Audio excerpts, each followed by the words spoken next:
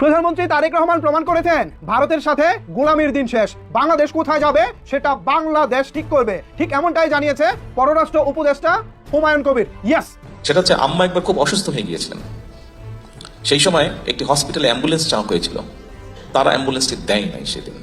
এই হানজালার বংশের যে মূল্য, এই বা হানজালার পরিবারের তো মেথর হওয়ার যোগ্যতা এই রাশেদের নাই, কাজের লোক হওয়ার যোগ্যতা এই রাশেদের নাই।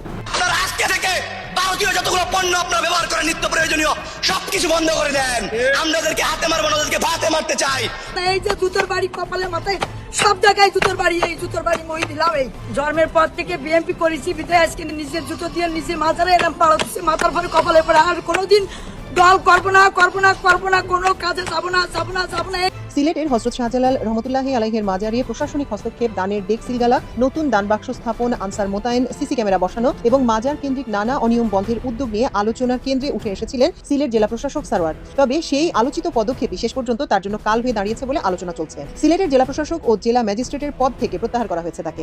গাজীপুর মহানগরে কার্যক্রম নিষিদ্ধ আওয়ামী যুবলীগের একটি বিক্ষোভ মিছিল থেকে পুলিশকে লক্ষ্য করে হুমকি দেওয়ার অভিযোগ উঠেছে। দর্শক, খুবই গরম এবং টাটকা কিছু সংবাদ নিয়ে আজকে আপনাদের সম্মুখে হাজির হয়েছে। হ্যাঁ, খুবই গরম, খুবই টাটকা, একদম তরতাজা কিছু সংবাদ।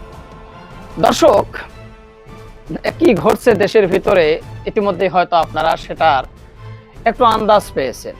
গত কয়েকদিন যাবৎ কিন্তু চলছে তুমুল আকারে একটা বিষয় নিয়ে আলোচনা সমালোচনা। আজকে একটা ঘটনা ঘটে গিয়েছে, সেটা নিয়ে পরে আলোচনা করছি। রাশেদ খান গণ অধিকার পরিষদের একজন নেতা, বর্তমানে মনে করেন যে দালাল বলে যাকে আমরা চিনি, দালাল দালাল দালাল। হ্যাঁ, তার ব্যাপারে আমি পরে বলছি। পীরজাদা হানজালা, অর্থাৎ সংসদ সদস্য পীরজাদা হানজালা এবং এই রাশেদ খান, এই দুজনকে নিয়ে কঠিন একটা ঘটনা ঘটে গেছে। তুমুল আকারে যুদ্ধ চলছে, বিষয়টি আপনাদেরকে পরে বলছি। তার আগে চলুন আমরা একটা বিষয় নিয়ে কথা বলি। সেটা হলো, ভারত কোনোভাবেই বাংলাদেশ সরকারকে ভাগে আনতে পারছে না বা তাদের আওতায় আনতে পারছে না, কোনোভাবেই না।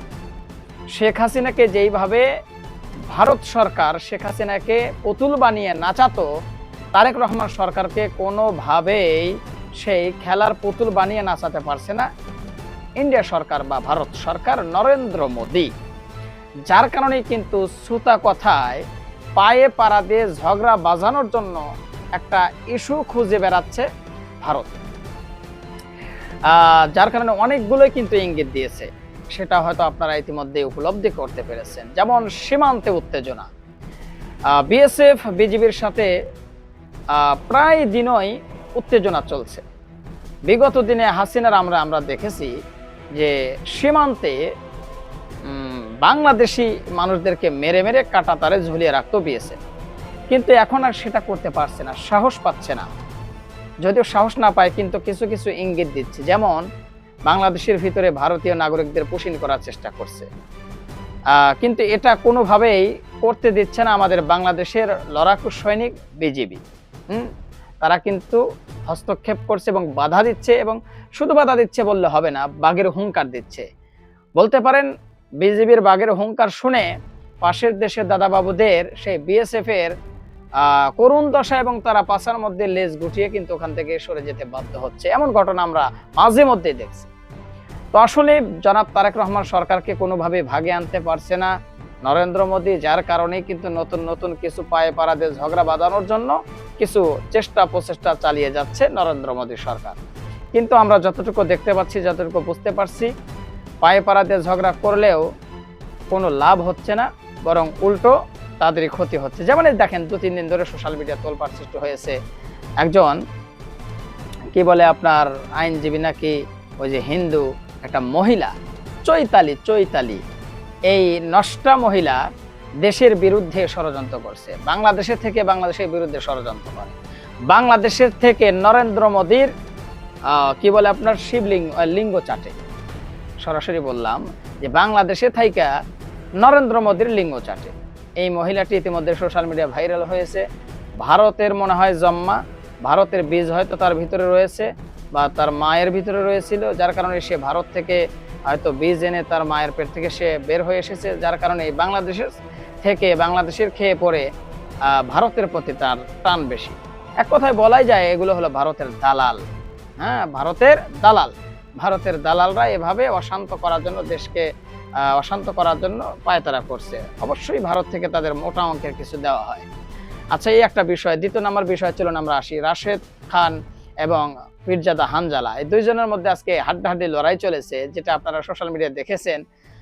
হানজালাকে নাকি চিড়িয়াখানায় রাখতে হবে, এই কথাটা বলছিল এই দালাল রাশেদ খান।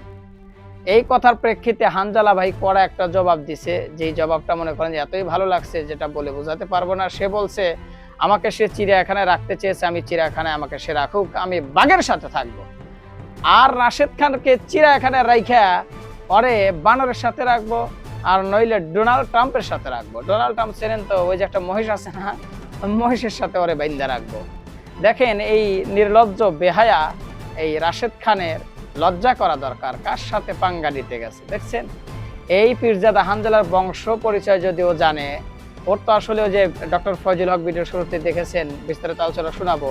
উনি বলেছে যে এই রাশেদ খানের পীরজাদা হানজালার পরিবারের মেথর হওয়ার যোগ্যতা নাই। পীরজাদা হানজালা হাগু করবে সেটা পরিষ্কার করার যোগ্যতাও এই রাশেদ খানের নাই। আর সে কিনা পীরজাদা হানজালার সাথে টক্কর দিতে যায়। আসলে এই বেচারা রাশেদ খান মনে হয় যে পাগলা কুত্তায় কামড়াইছে, তারপরে একটা দুইটা না 4-5টা কুত্তায় মনে করেন জায়গায় বেজায়গায় কামড়াইছে, যার কারণে সকাল বিকাল মনে করেন যে টুপিওয়ালাদের বিরুদ্ধে ঘেউ ঘেউ করে যাচ্ছে। এতটাই ঘেউ ঘেউ করছে, এতটাই নির্লজ্জ বেহায়া বেশরম যে এত মানুষ এত কথা বলছে, তারপরে মনে হয় যে লজ্জা লাগছে না। একটা কথাই আছে গ্রামের ভাষায় আমাদের মানুষ বলে থাকে যে তোরে মনে হয় লজ্জার নারী ছোঁয়ায় নাই, এরকম একটা কথা আমাদের এই সিরাজগঞ্জের ভাষায় বলে থাকে। তো এই রাশেদ খানের মনে হয় লজ্জার নারী মনে হয় মা ছোঁয়ায় নেই, যার কারণে এতটাই নির্লজ্জ হয়ে উঠেছে। টুপিওয়ালাদের দেখলে তার পিছনে এমন চুলকানা চুলকায় যে চুলকানে কোনো মলম ইতিমধ্যে খুঁজে পাওয়া যাচ্ছে না। যাই হোক।